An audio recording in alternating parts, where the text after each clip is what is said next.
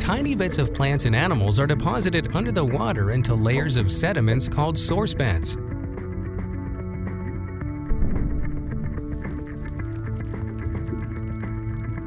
Over long periods of time, more and more sediments bury these layers deep enough for heat and pressure to turn the material into drops of oil and bubbles of natural gas.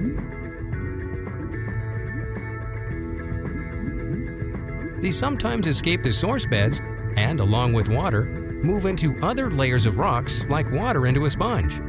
These rocks are called reservoir rocks. People who study rocks, or geologists, analyze how much space is between the rock, called porosity,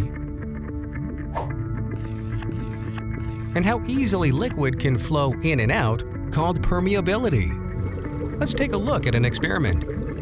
Reservoir rock acts like a sponge. When you pour large amounts of water into the sponge and squeeze it, liquid easily flows through the sponge. That means it has high permeability.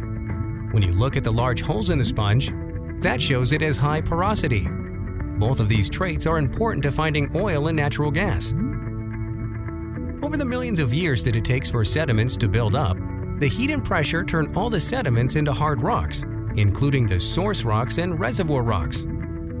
Continued pressure and other forces sometimes bend the rocks into structures called anticlines that are a little like turning a bowl upside down. If some of the rocks over the bowl don't have much permeability, it keeps the oil and natural gas from bubbling up to the surface and traps it in the anticline.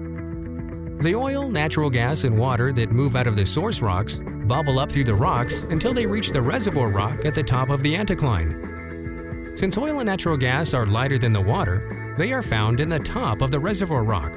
This is called a trap, and it's what geologists look for to find oil and natural gas.